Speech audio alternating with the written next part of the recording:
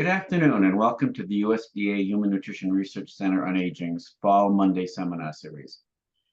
Before introducing today's speaker, let me remind you that your questions can be added to the Q&A box at any time during the presentation. There is no need to wait until the end. And please use the Q&A box, not the chat box. So this year, as part of our weekly seminar series, we are featuring speakers from the different USDA Human Nutrition Research Centers. And today, I have the pleasure of introducing a scientist from the USDA Grand Forks Human Nutrition Research Center in Grand Forks, North Dakota, Dr. Julie Hess. Dr. Hess is a research nutritionist at the Grand Forks Research Center and an adjunct professor at the University of North Dakota. Her research is centered on identifying barriers to meeting recommendations from the dietary guidelines for Americans, including dietary restrictions and cultural preferences, and developing and evaluating strategies to help Americans meet the recommendations, which she will discuss in a presentation today titled Healthy Dietary Patterns Throughout the Life Cycle, the Intersection of Nutrition, Convenience, and Culture. And with that, let me turn the microphone over to Dr. Hess. Well, thank you so much for the invitation and the introduction. Thank you everyone for joining me today. I'm Julie Hess. I'm going to be talking through some of the work that I've done in my career at USDA-ARS over the past 2 years. Like Dr. Jake said, the title of my talk is Healthy Dietary Patterns Throughout the Life Cycle, the Intersection of Nutrition, Convenience, and Culture. I'm going to start with just a few brief disclosures that all of the research that I'll be talking through today was supported by USDA. And I'm a former employee of the National Dairy Council, and I do include both animal and plant source foods in my diet, as well as unprocessed and ultra-processed options, which gives you a little bit of an idea of what I'll be talking through in my presentation today. So I'm going to do this today by talking through 3 projects of mine that I've done since joining the USDA Center. One's related to the role of ultra-processed foods in dietary guidance. That's the convenience and practicality piece of my talk. One is on modifying the dietary guidelines for a local indigenous dietary pattern. And then the final project that I'll be presenting is on modifying the dietary guidelines for a wide range of vegetarian eating patterns. So I just want to start with some general background on the dietary guidelines, and I use the term healthy dietary patterns. I've already used it a few times, but I'll use it throughout my talk today. And when I say healthy dietary patterns, I'm referring specifically to patterns recommended in the dietary guidelines for Americans, of course, that most recent iteration being the 2020 DGA. And the 3 dietary patterns recommended in the DGA are the healthy US style dietary pattern, the healthy Mediterranean style dietary pattern, and the healthy vegetarian dietary pattern. And you'll see throughout this presentation that a lot of my work is centered on the dietary guidelines for Americans. And the purpose of those dietary guidelines is, of course, to use the latest scientific evidence to recommend eating patterns that promote health and prevent chronic disease, many of which, as we know, are linked to poor dietary quality and are also very common among the American population. We also know that the eating patterns of Americans tend to be quite different from what the DGA recommends. So my work focuses on how to improve the quality of the American diet and support the scientific basis for nutrition recommendations that are more practical and convenient for consumers. So you probably know, for instance, from consumer insights work or from previous presentations, that things like taste, price, and convenience are priorities for consumers when purchasing food. But these aspects of eating haven't been historically heavily considered in the development of dietary guidance. So part of my work is looking at how those could be incorporated into dietary guidance. So one of the topics on that note that we've done some work on in my team that's timely for the new dietary guidelines that will be coming out in the next 5 years, the 2025 to 2030 dietary guidelines, is the topic of processed foods, or more specifically, ultra-processed foods. So the question on ultra-processed foods, what is the relationship between consumption of dietary patterns with varying amounts of ultra-processed foods and growth, body composition, and risk of obesity, is one of the topics and questions for the 2025 to 2030 Dietary Guidelines Scientific Advisory Committee to research and consider as part of their literature review. And I want to spend a moment talking about how much of the research so far has defined ultra-processed, because as the committee is doing their work, they're necessarily going to be faced with the issue of, well, how are they going to define ultra-processed? What is an ultra-processed food? And one of the most commonly used methods in nutrition right now of determining whether foods are ultra-processed or not is a scale called NOVA. And it grades foods on a scale of 1 to 4, where category 1 foods are unprocessed foods or minimally processed foods, Group 2 foods are processed culinary ingredients. Group 3 foods are processed foods, and Group 4 is where you get your ultra-processed foods. So since the NOVA scale was introduced in the nutrition literature in about 2009, the term ultra-processed has appeared in over 1,000 papers indexed in PubMed. And NOVA was used as the criteria for determining how to categorize processed foods in most of those papers. But we have some research already that indicates that it's a little difficult. It's quite difficult sometimes to get consistent ratings of processing level with the scale, even when nutrition professionals are implementing the scale. So while we don't know how the 2025 Dietary Guidelines Advisory Committee will choose to define ultra-processed for their literature review, given the ubiquity of the NOVA system in the nutrition science literature, it's likely that they will be working through some literature that uses the NOVA categorization system, which is part of why we're talking about it today. So when the Dietary Guidelines Advisory Committee does their review, they typically consider randomized controlled trials and intervention studies. And so I want to spend a moment talking about one of the most well-known intervention studies on ultra-processed foods. And this is a randomized controlled trial that was conducted by Dr. Kevin Hall's group at the NIH. And I'm sure a lot of you are familiar with the study already. So in a nutshell, Dr. Kevin Hall's group fed participants a diet that was either 80% calories from mostly unprocessed foods or 80% calories from mostly ultra-processed foods. And it was a crossover study, so all participants ate both of the diets. And these two diets were matched for energy density, fat, sodium, fiber, and macronutrients. And the results of this study, again in a nutshell, are that energy intake and weight gain was higher when participants were eating the ultra-processed food diet than when they were eating the unprocessed food diet, which aligns with a lot of what we've seen in the observational studies on this topic, where eating more calories from ultra-processed foods is associated with more adverse health outcomes. But even with this study, which was a very carefully controlled study in many ways, there were some caveats, some limitations to it. And one of the major ones that I noticed and that led to the work that I'm going to be talking through for what I've done at the USDA is that the diets in Dr. Hall's study weren't matched for diet quality or micronutrient content. So I looked through the supplementary files of Dr. Hall's manuscript, and you can see pictures of all the different menus that were provided on each day and each meal of the ultra-processed diet and the unprocessed diet. So I have an example here comparing the day 6 lunch on the unprocessed menu on the left to the day 6 lunch on the ultra-processed menu on the right.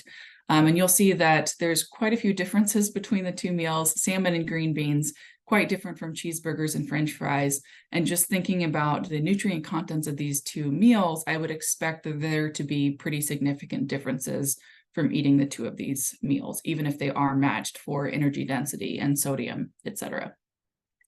So the question that my lab had, especially after seeing the limitations in Dr. Hall's study, is, well, what if those two diets had looked more similar to each other? Could we have, for instance, an ultra-processed salmon and green beans meal?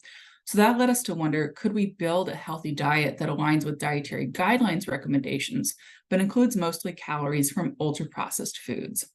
And more specifically, our research question was, can we build a sample 2,000 calorie menu for 7 days that aligns with 2020 DGA recommendations from the healthy US style eating pattern, but also has 80% or more of its calories coming from ultra-processed foods according to NOVA?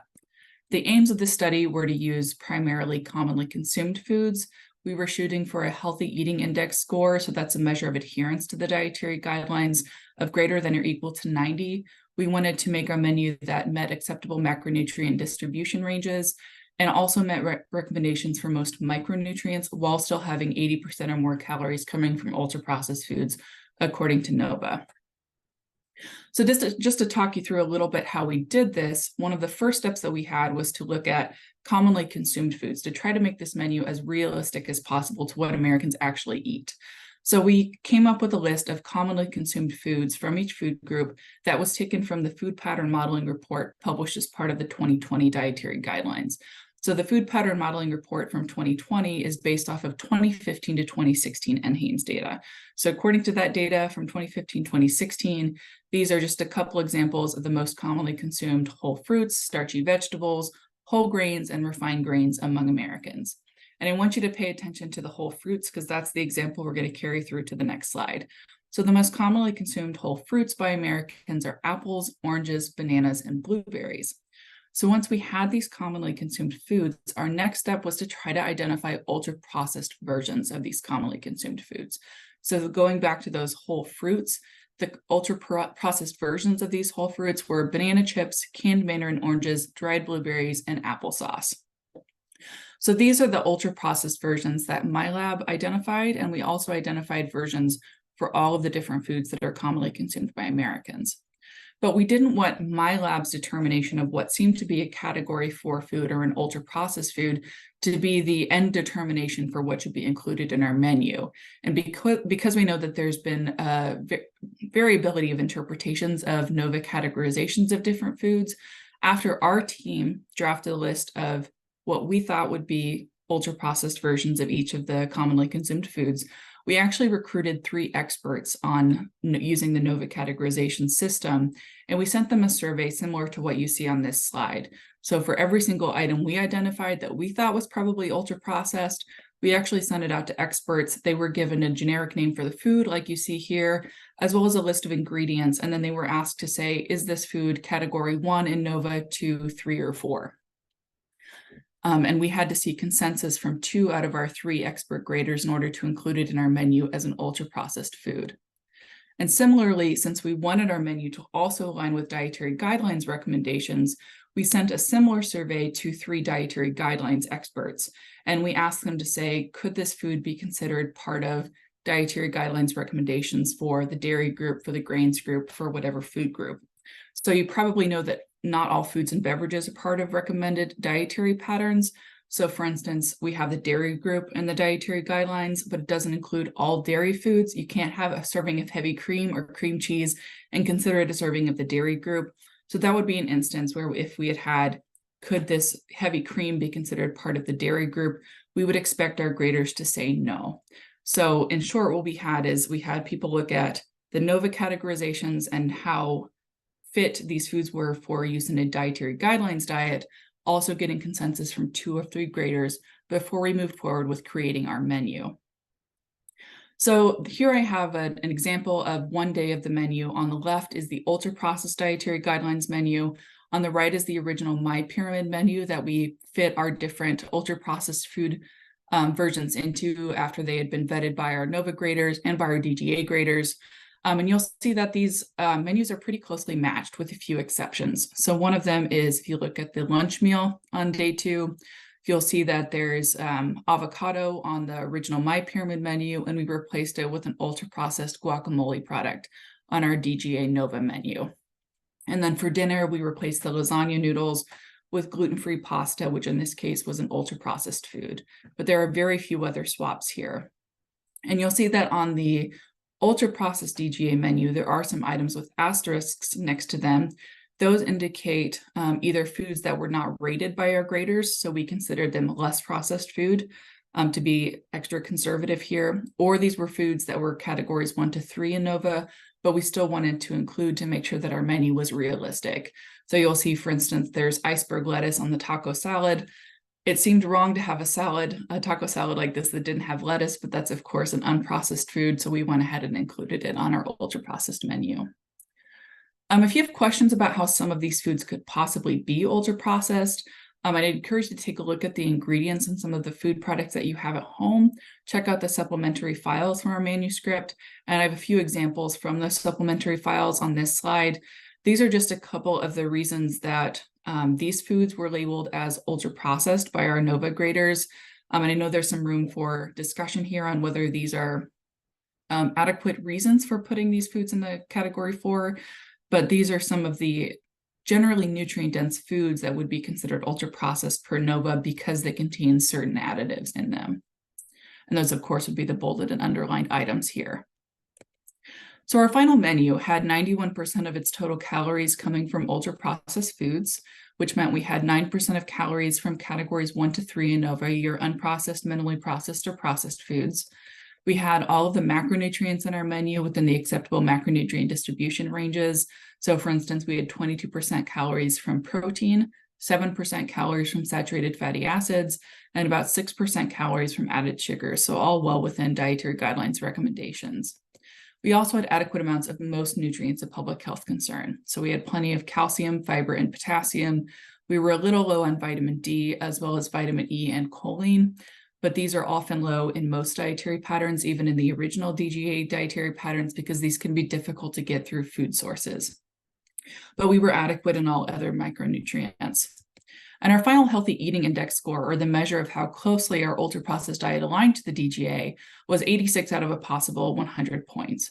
So we didn't quite meet our target of a score of 90 or greater, but when you look at the two healthy eating index scores of our ultra-processed DGA diet on the left and the average American adult healthy eating index score on the right, you can see that even this sample ultra-processed foods proof of concept menu ends up netting out fairly well in terms of adherence to the dietary guidelines. So you'll see we had excess sodium in our menu, and we didn't quite have enough servings of whole grains. But if you compare that to the average American HEI score, where Americans are only meeting recommendations for protein foods, even the ultra-processed DGA menu starts to look pretty good.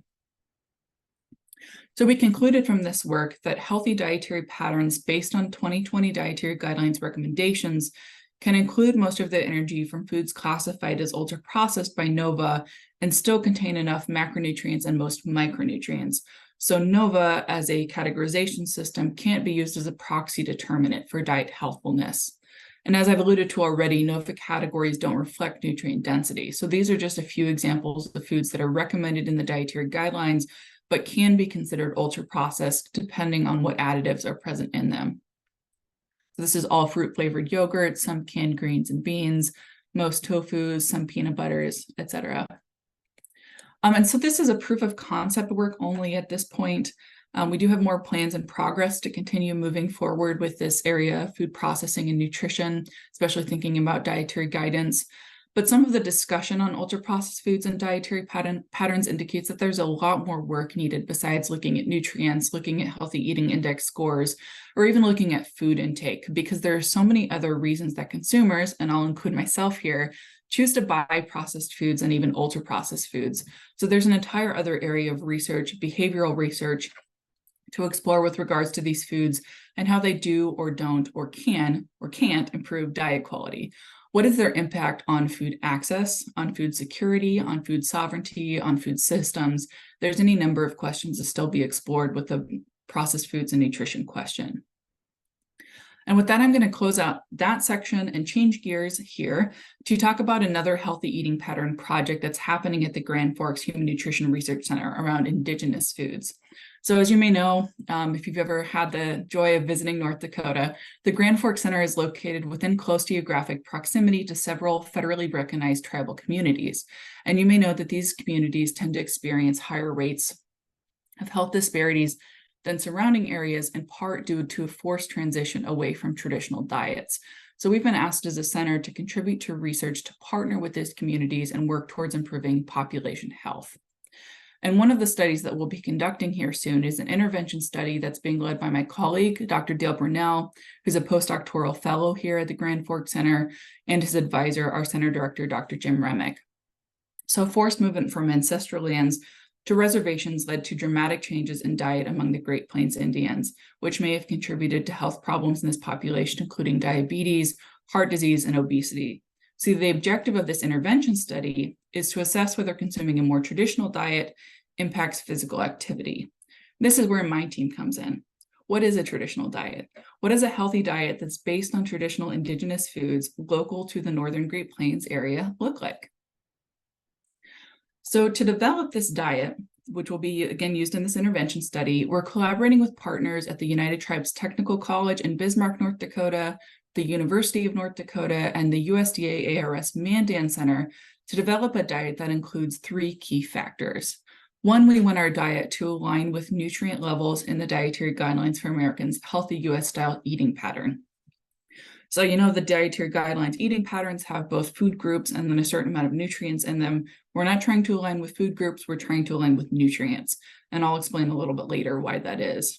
We also want our menu to be comprised of traditional foods that would have been consumed by indigenous communities in the Northern Great Plains prior to the year 1851.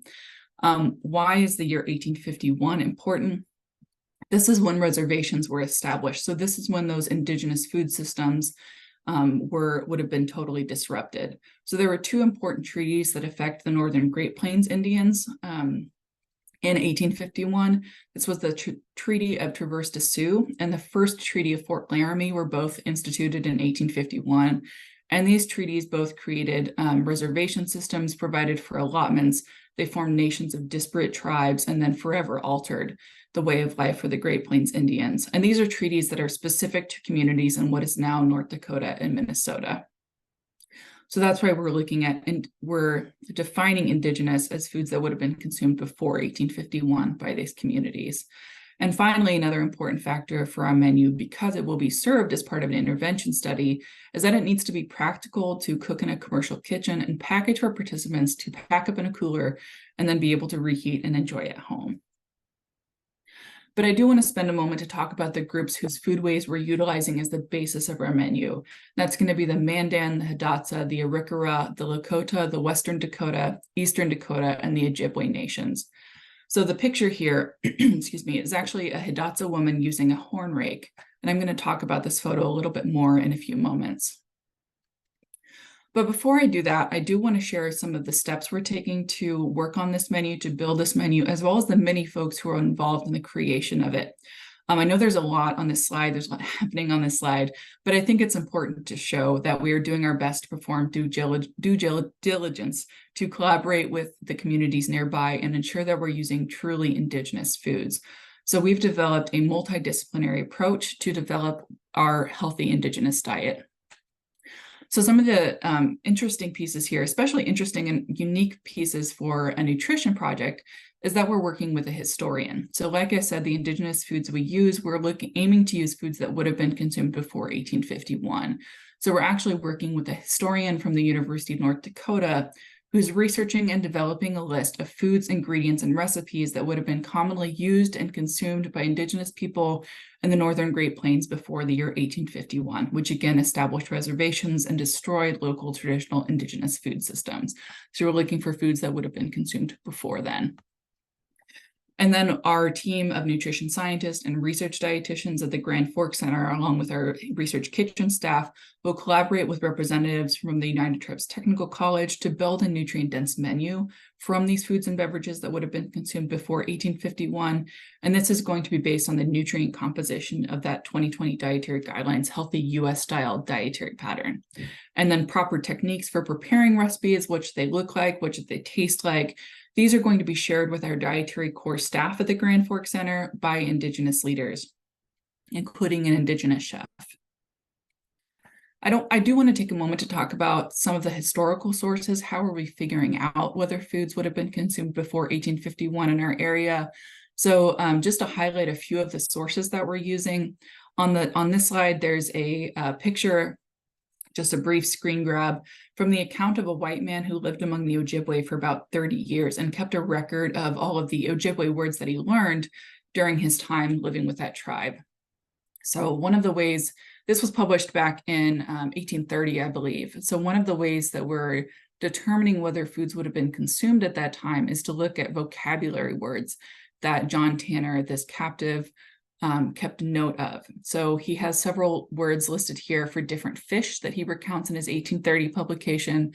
And we are making the assumption that if he kept a log of vocabulary words that he learned, these are likely representative of foods that he would have been consuming or foodstuffs that he would have been exposed to. The picture I showed a few slides back of the Hidatsa woman using a horn rake, this is from another of the historical sources that we're using. This is from a book that was published as part of a Ph.D. thesis from a University of Minnesota student back in 1868. The original title of the thesis was Agriculture of the Hidatsa Indians, but it's since been republished as The Buffalo Bird Woman's Garden, and credit was given to the Buffalo Bird Woman herself, whose name is Wahine, and she shared her knowledge with the University of Minnesota for that work. The picture here is also from the Buffalo Bird Woman's Garden resource. This is a picture of drying squash slices. So you can see that the squash has been sliced and put on spits to create a kind of open air drying rack. So, excuse me, there's plenty of airflow around all of the squash slices to preserve them for the winter. And so I do want to share a few highlights of our menu so far. This is very much still in progress, but we're working towards a 5-day menu. And I do want to call out a couple of items here to pay attention to. The one thing we'll be talking about more in the next few slides is the cornmeal mush. That's part of the day one breakfast you see here. And then some other items to take note of in our menu. The pictures are of a summer squash with scallions, chili, and parsley. And then we also have salmon cornmeal cakes that we'll be including as part of our menu. So I do want to share a note on calcium in this menu. I mentioned before that we're not using recommendations for food groups, but we're rather looking at nutrients that would have been consumed or are recommended as part of dietary guidelines eating patterns. And that's because you may know dairy foods currently contribute more than half of the calcium consumed by Americans. But cows are not native to the US, so dairy is not part of traditional indigenous diets, which meant that for our diet, to ensure that it's nutritionally adequate, we had to come up with another way to ensure that our menu had adequate calcium. And as I'll explain in a minute, this is how my lab ended up purchasing a wood chipper. So a note on calcium, or the story of how my lab purchased a wood chipper. So we're going to talk about cornmeal mush, which I mentioned to keep in mind a few slides back, and more specifically, a common indigenous ingredient added to cornmeal mush, which is actually juniper ash.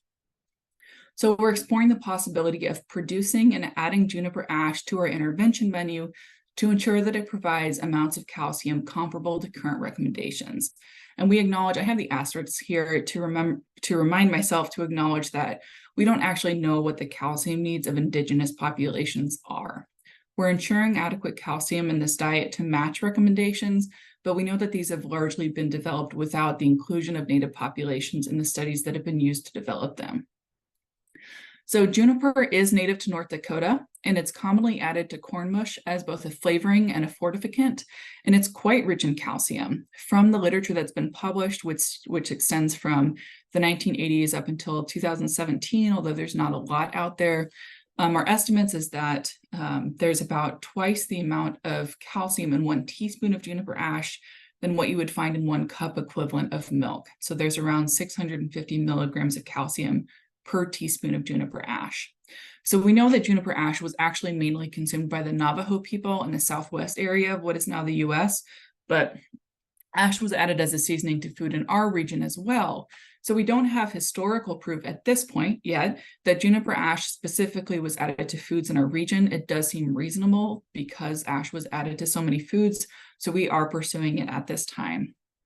So I want to talk briefly about some of the juniper that's native to North Dakota, and that's the eastern red cedar, which is on the left-hand side of this slide, and Rocky Mountain juniper, which is on the right-hand side of this slide.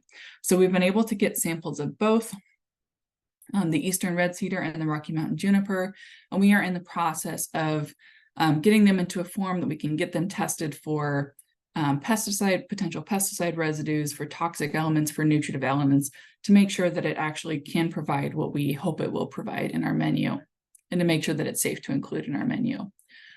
So just for fun, I wanted to share some of the work that we've been doing to actually make juniper ash. So on the far left of this slide is a picture of Dr. Joseph Zelznick from North Dakota State University's Forestry Department.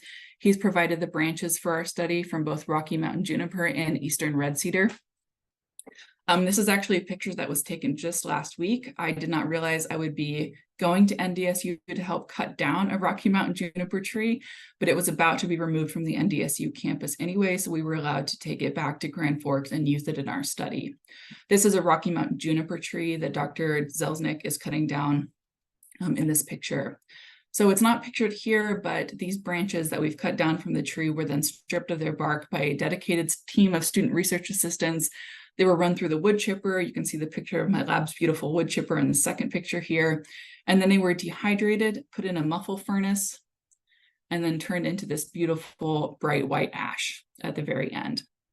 So stay tuned to see what we find out from this work that we're doing with juniper ash. So I do want to close this section by reiterating the benefit that I see for this work for tribal communities. Given the impacts of colonization, of course, many Indigenous communities face complex issues that impact their health outcomes. So improving current scientific knowledge deficits on biologic and health impacts of traditional foods may help improve community food choices, and impact health outcomes. So our long-term goal is to continue developing a knowledge base on the relationships between traditional Indigenous foods and metabolic health to help provide education to the indigenous communities about the benefits and the healthy properties of their original foods and the contributions that I've made to our nutrition and culture. One of the anecdotes that really brought this home for me is I had the chance to present earlier this year to a group of Indigenous Fellowship recipients. And I was surprised to hear from one of the fellows while I was talking through this work that we've been doing on juniper ash, that she had eaten juniper ash pretty frequently as a kid. She grew up having corn mush for breakfast with juniper ash in it. She had no idea that it was a source of calcium. So I think doing this work to let members of the Indigenous community know just how nutritious some traditional foods can be could be quite impactful. And finally, the last set of work that I want to highlight today is more on dietary preferences and how the dietary guidelines can be modified to meet those preferences. And more specifically, I'm talking about adapting the healthy vegetarian dietary pattern for different dietary preferences and restrictions. So the current healthy vegetarian dietary pattern is a lacto-ovo vegetarian diet. So it's a pattern that contains, of course, both eggs and dairy foods. But we all know that not all vegetarians eat eggs or dairy foods.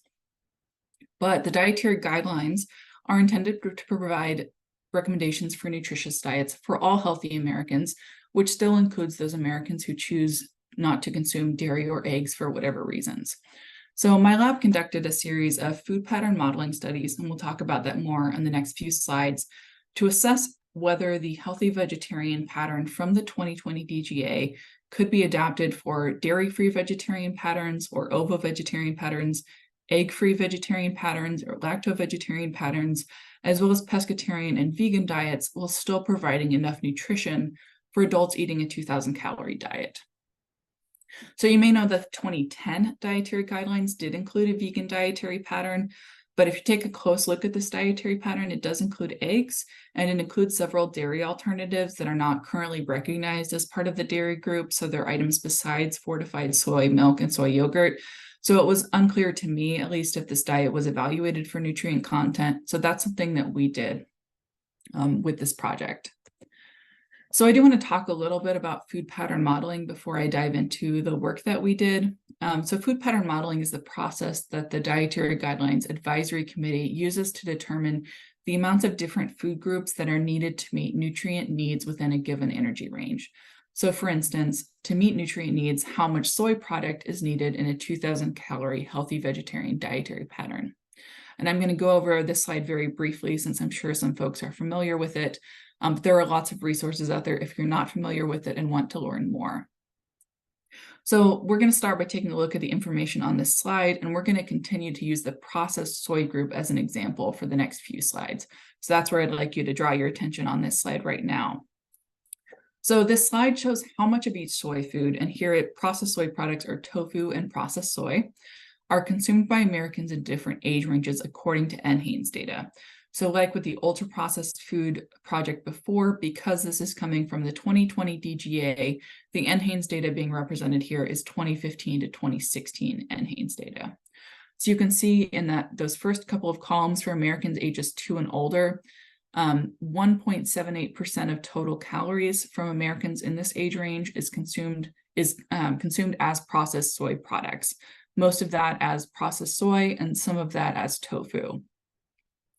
And you can see that when we say processed soy, that is being represented by soy protein isolate. So that's probably foods that include some kind of soy protein ingredient as part of their ingredient deck, whereas tofu is represented by tofu.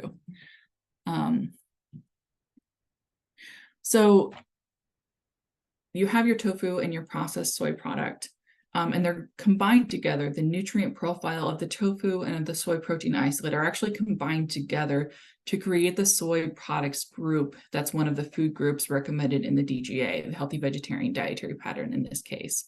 So the dietary guidelines builds one of these food group composites for every single food group and subgroup in the DGA. That's why we have, for instance, a fruit group, which represents, it's a composite of all the most commonly consumed fruits in their most nutrient-dense form, versus having, say, a strawberry group or a banana group. And it's the same thing with soy products. So this 1 ounce equivalent soy product doesn't actually represent a specific soy containing food, but rather it's a composite of the tofu and the processed soy product or the soy protein isolate that we saw on the previous slide. So keep that in mind. We will come back to this in a few slides, but right now I wanted you to take a look at the different food groups that are included in the vegetarian dietary pattern. So you have your vegetables, your subgroups of vegetables, your fruits, grains, and then the items that we would have to substitute to have variations on a vegetarian dietary pattern that are appropriate for people who choose not to consume dairy or eggs, but still eat a vegetarian diet. So this would be changing the dairy group, changing the egg group, and then for pescatarians or the pesca vegan diet that we created, the addition of soy food. And so here I have a creation of our own dairy alternative composite. And this is part of the work that we did to actually substitute out the dairy in the healthy vegetarian dietary pattern. So if you look on the far left of this slide, the dairy group includes fat-free or low-fat milk, yogurt, and cheese, as well as lactose-free versions of these foods. And then fortified soy beverages and fortified soy yogurt are alternatives to dairy-containing foods.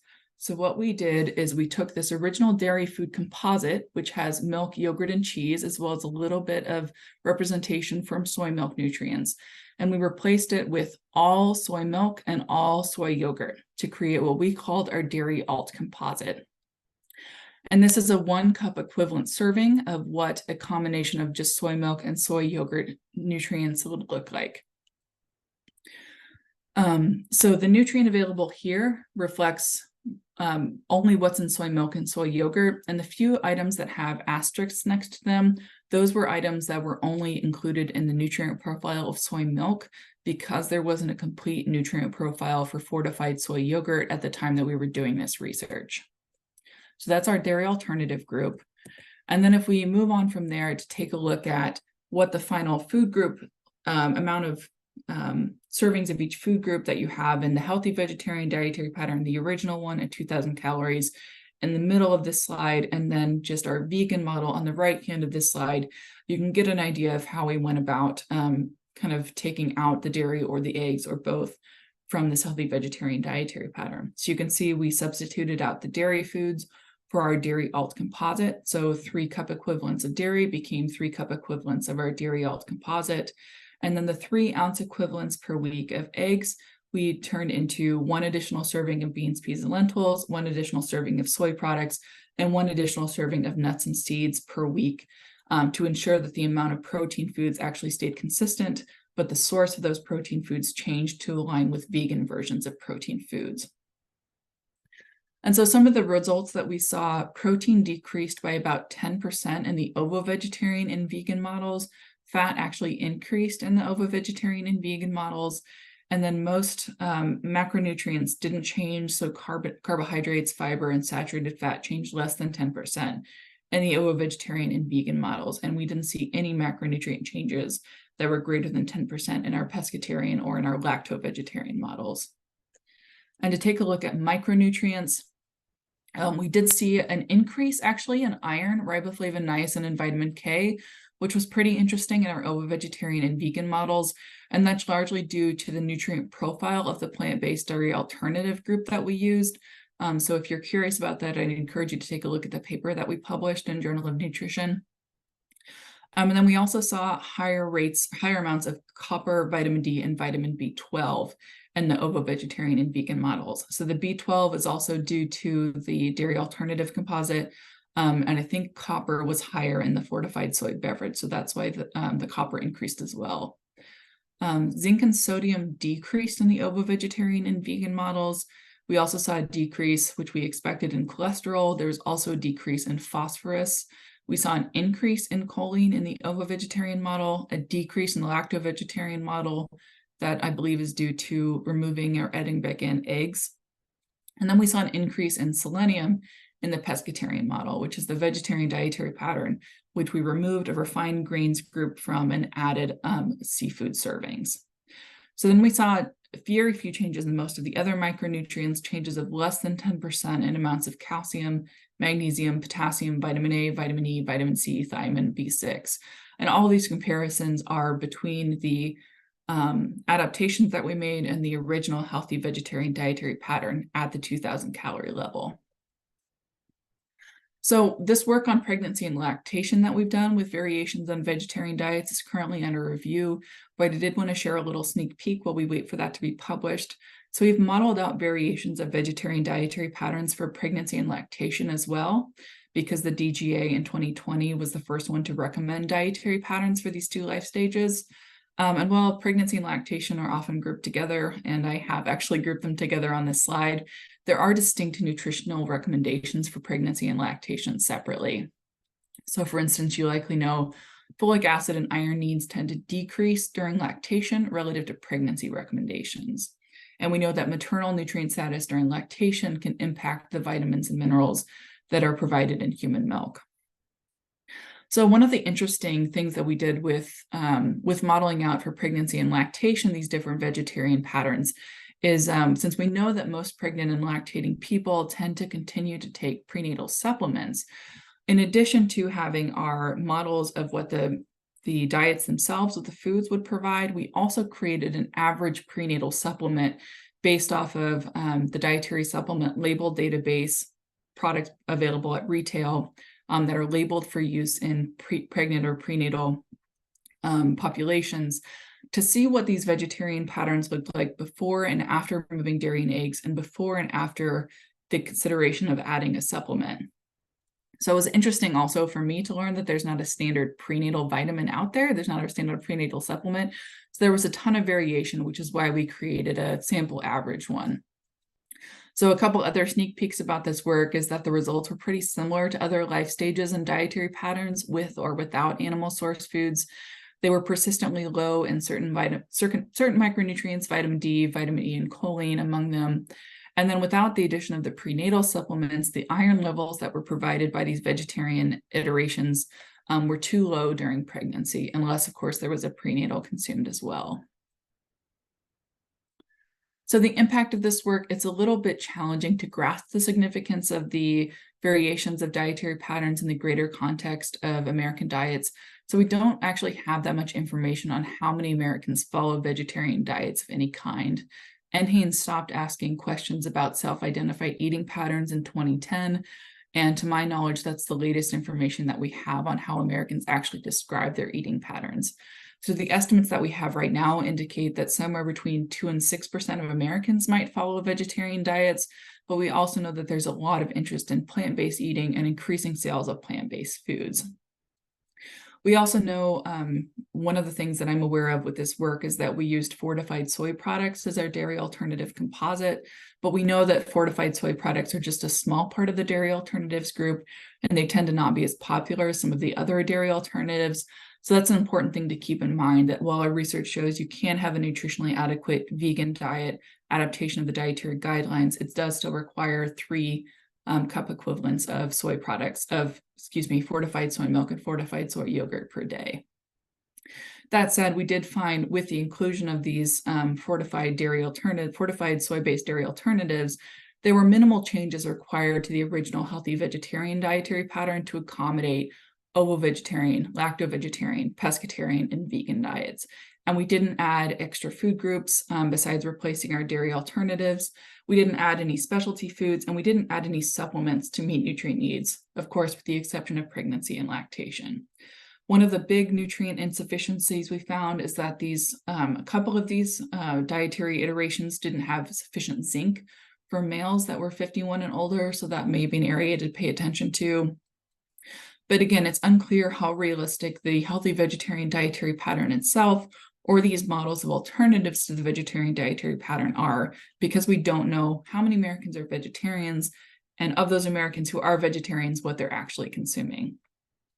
So we're hoping to do some work on flexitarian patterns in the future, because we know that there is so much interest in plant-based eating, although there may not be very Americans who follow a strict vegetarian or vegan diet.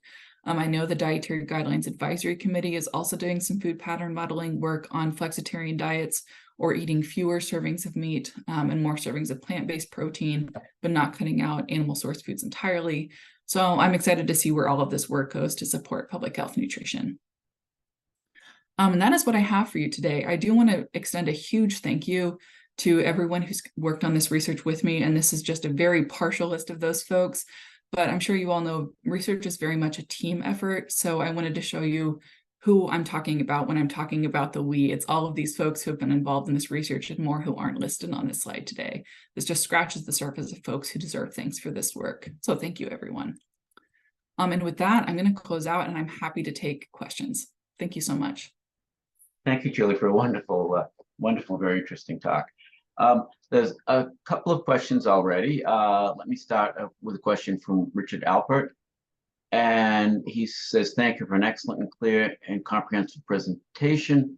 I think this is in reference to the work on the ultra-processed foods. It says, I noticed in the ingredient listings no mention of the concentration of additives. Is the quantity of an additive considered in categorizing a food as ultra-processed, or is it just the inclusion of any amount, no matter how small, sufficient to trigger the ultra-processed designation? At this point, my reading of ultra-processed designations per NOVA is that it's the inclusion period, regardless of how much is present. One of the caveats to using the amount present to categorize foods is that we often don't know how much of any of these additives are in a food, since we don't have a detailed breakdown of the recipes from a food company. That's a really interesting point. I hadn't thought about that before, but at this point, we don't have enough information to implement categorizations based on the amount of different ingredients. Jania Robinson asks, do you view nutritional yeast as beneficial for vegans and vegetarians?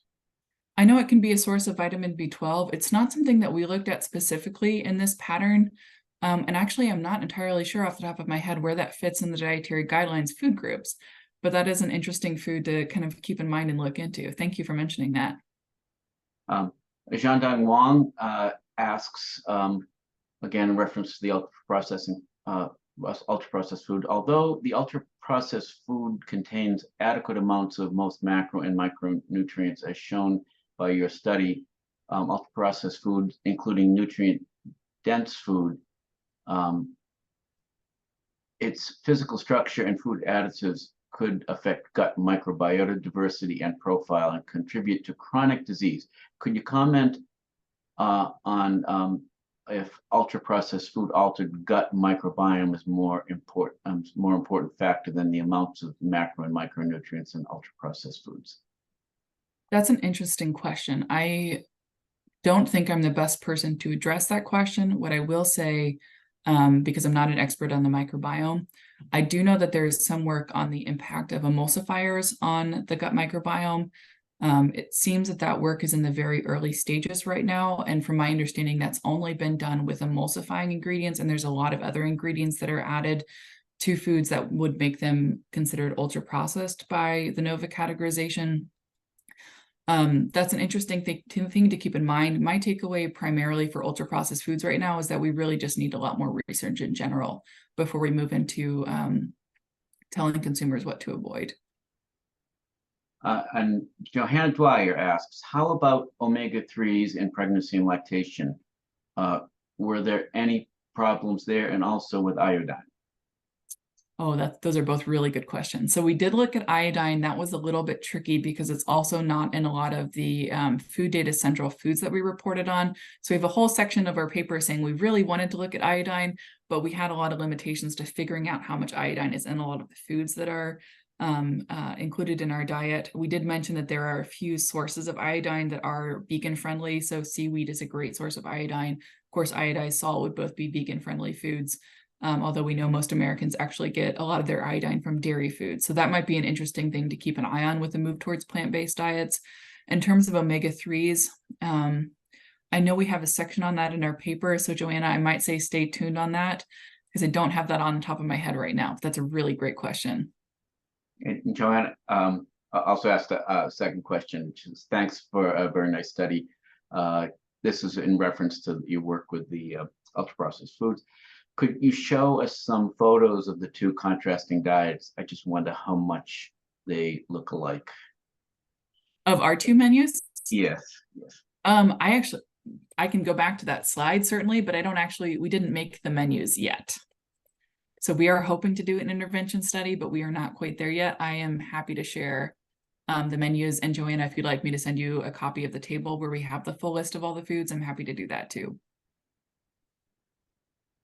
Okay. I don't see any other questions. Oh, wait a second. There is another question just came in. Okay, Side Das says, amazing work and excellent talk. The indigenous diet development has independent value, as you noted, in the context of an intervention. How would you tease out the change that is attributed to the indigenous nature of the diet versus a change to a healthier diet? That's a great question. I think this early study, we are not looking at comparing the indigenous diet to just a healthy Western style diet, but that would certainly be something to keep in mind for future studies, especially if we can match the diets fairly well in terms of nutrient content and just focus on indigenous foods. So thank you for the research idea. Okay, I'm not seeing any other questions coming in. So with that, I think we can, again, I thank you very much for your really fascinating talk. Thank you. Oh, actually, Paul, sorry, there's Johanna has another question in the chat. Oh, chat. Oh. Oops. Oh, thank you for pointing that out. Okay. Johanna says, one weakness of the hall menus was that the unprocessed meals looked disgusting, to least to me. I wouldn't touch them hedonically. A comment, I guess. I think I'd have to refresh my memory on exactly how he did this, but my understanding from Dr. Hall is that he did assess liking of the two studies and that he wanted to make sure that people liked them equally. So even though they didn't look great to you, Johanna, I think the participants thought that they still looked pretty comparably good, the two diets, which I think is another strength of his study, even though the menus are quite different. And I guess with that, oops, wait a second. Another question just came in. Okay, from Thomas Chin asks, will there be any study on a longevity diet? That's a great question. Honestly, I haven't thought about that yet. Maybe you can have me back in 5 years and I can report. Okay. I'll wait 1 second here. Okay. Again, I guess, I get to thank you because I don't see any other questions coming in. So again, thank you very much. And I look forward to the outcome of some of this work you've done. Thank you. I appreciate it.